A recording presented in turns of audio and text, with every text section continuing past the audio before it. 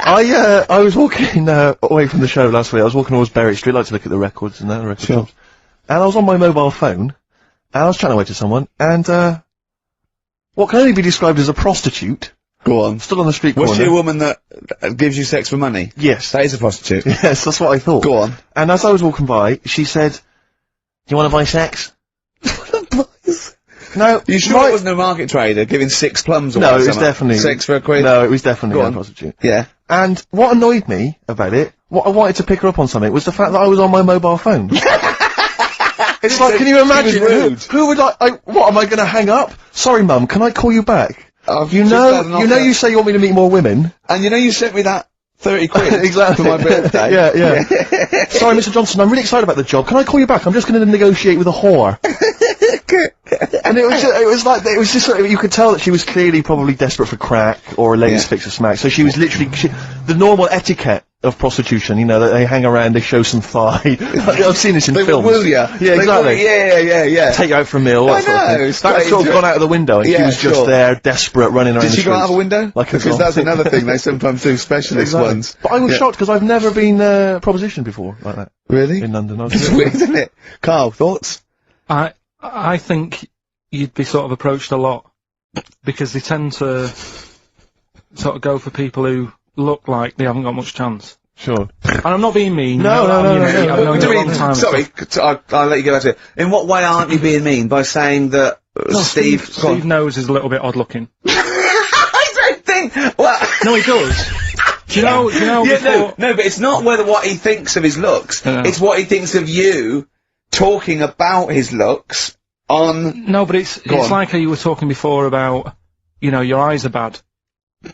It's nature's little way of saying, look, nothing to see here, right? I don't get that! I don't know what you mean. But when you look in the mirror and that, they've gone, look, he hasn't got the looks, let's make his eyes bad, right? Yeah. Nothing to see here. Yeah. That's what I'm saying, they're balancing it out, right? Yeah. And it's funny, right? Now we're on the topic. Sorry, Johnny Depp. Hey, listen, but my chest is gonna burst at this moment. Whenever we go into this conversation, I always think to myself, Carl, do you know what you look like? I'm gonna. You know, seriously, can I be honest with you? You look like, you know, if you've got like a balloon, a hot air balloon, right? Just a little balloon, like a party balloon. If you drew a little face on it, right, and inflated it about halfway, that's what you look like. Right. No, play a record. I don't want to get into this. Listen, it's too intense. now you've got onto this. Let's just nip it in the bud now. I'll tell you something that I wasn't going to tell you because I think I don't want to hear it. I don't want to hear it. Right, it was on the tube. Right. Well, someone told me they were on the tube. Right. And the tube pulled into a station. Right. And one of the women saw the poster that's out at the moment with you and Rick on it. Right. Yeah. So this woman apparently goes, "Oh look, there's Ricky. Ricky's on the radio." Right. And the other woman goes, "Oh yeah, don't you listen to it?" So she goes, "Oh, I didn't know it was on the radio." And she goes, "Oh." Sorry, Steve. Look at. Because he didn't sound this bad. She said, "Oh, look at that person he's with." So she goes, "Yeah." She said, "That's Steve." She said, I was sort of aware that he looked odd because Carl mentions it on the radio. Yeah. So it wasn't as much of a blow to me, but I can see how it was a bit of a shock to you. Yeah. So that's weird, isn't it? Yeah. And that isn't me sort of telling this woman to say anything. That was all happened without anybody else sort of bringing it on. Yeah. Do you know what I mean? Yeah. So was it? Sorry, you seem to be relishing this. Was it because of the little balloon story that made you? I honestly, Steve, I wouldn't have told you, but if you're going to start, you know, having a pop.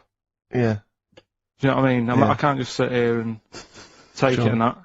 No. I mean, all mates. Yeah, just, yeah. Well, I mean, I was mistaken for Johnny Vegas. Steve's got a story about that, if you want to have a go at me. Well, someone just thought you were fat with a beard, which is true. Well, don't have a go at me, because he said you looked... Well, you started it. No, I didn't. Yeah, I didn't. You were milking it. You were egging him on. I was laughing. You were egging him on. I sort of was. Yeah. But let's not, you know... Oh, it's a good job you got lots of good mates like Jonathan Ross you can go and hang out with. You don't need other friends, people who've helped you in your career.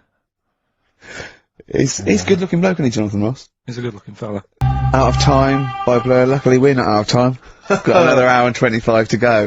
So it's not over yet on XFM 104.9. I'm Ricky Gervais, with me, Steve Merchant and Karl Pilkington. We've had quite a lot of emails, as ever, Rick. I should just say, because, you know, we're very lazy. It's a much listened to show. We're very lazy people, and we rarely reply or read out the emails, but we do. I never read the emails. Absolutely. So I rely, if I haven't replied to them, or my mail, or Steve opens my mail and reads my emails. So if I haven't replied, it's just because he hasn't passed it on to me. Yeah. Okay. But I haven't passed it on to you because I know you'll never reply. Sure. So, you know, I'm just cutting out that. But just want to say thanks for the emails. We do read some of them, and we do appreciate the fact people send in jokes. Oh, I appreciate it. I love it. But we've not have to do anything towards it. Sure, we had an email from Jack. He just said he missed the last 2 weeks' shows. Has he missed anything? Not really. No. No, it's the same stuff. Same You missed, I think last week Carl was having a go at, Chinese people not aging well. He had a go at the gays, and he came up with a ludicrous story about a monkey that was impossible. Yeah, so I don't think Jack's missed much. No. Go on. No. We've just had an email from the Pringles people. Oh, right.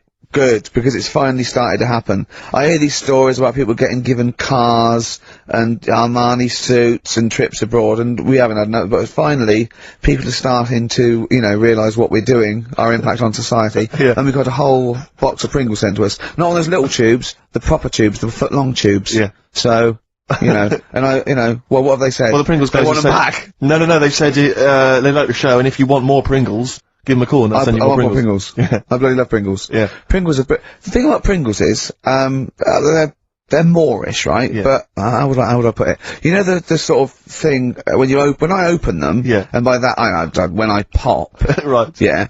I have to eat okay, how can I put this? When I pop, I can't stop. What do you mean? I don't... Well, when I pop them open, I can't stop eating them open. Right, when you pop, you can't stop. Yeah.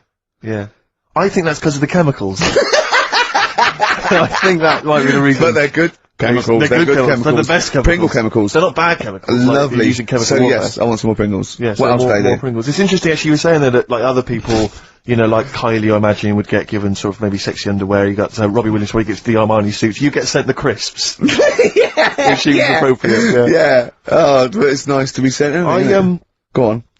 Talking of Pringles, on the Finchley Road tube station, on my way in. There's a lot of Pringles there, isn't there? Well, I'll tell you a job I don't like. What? I wouldn't want to be doing. The woman, there's a little woman who sits in the little snack stall on Finchley Road station. Yeah. And I don't know how to describe it really. She is surrounded by snacks. She can't move for snacks. It's like American Beauty, but with different... Not dissimilar to that. Yeah. It's a little hut on the station, and it's like, if you go to the seaside, you can put your head through one of those cardboard cutouts, and it looks like you're a big fat person or whatever, and you can have your photo taken. It's like an equivalent of that, but it's just snacks everywhere. She's got bananas up to her chin, she's got chocolate coming down to her eyes, crisps either side of her. She can't move, she can't do 360 degrees, she's like packed in there. I don't know how she gets in there. I think they put her in there first, and pour in the bananas, and then they go pour in the nuts. She has 2 hours of makeup before they exactly, resting her in there. Because I'll ask for something from the fridge, and she cannot turn her head to see.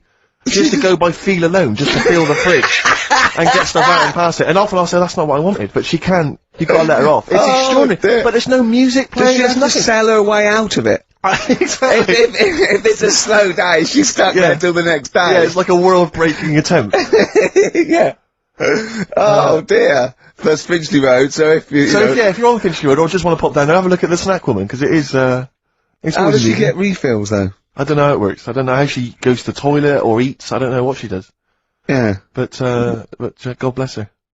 So that's one of the jobs you wouldn't have. That's jobs I would not like. I've always worried about working in one of those big photocopying places. Sure. Because it's just that constant taste of toner. Yeah. You know what I mean? It's so dry, and I just imagine going to work with a hangover. Yeah. 8 hours in that sort of I think it's those jobs where, what's the best that can happen? That day, do you know what I mean? The photocopying shop, what's the best? Well, they probably have interesting things, like people going in and photocopying. Porno mags. Can I have 30 copies of my art? Right, yeah, exactly. Yeah, I couldn't make it to the staff party. Yeah. But I wonder if I could do that in here. Yeah. Carl, what job wouldn't you want to do? Well, any job, you're a lazy... You're joking, aren't you? I've done loads of stuff. I'm quite happy now doing what I'm doing. Yeah? You look happy. I think you sound happy. Yeah, I mean, calm down. You on drugs? I'm alright. Are you on E? For England have won and that. I'm happy for them. Yeah, go on, happy for them. I'm happy in that. Yeah, what do you mean happy for them? We are England. Happy for us. Yeah. I mean, we didn't play. I did very little towards it. No. It was mainly Johnny Wilkinson. Yeah, I and the barely other- contributed. Switching on the TV was about as much as I did. Exactly. And shouting, "Come on!" Yeah.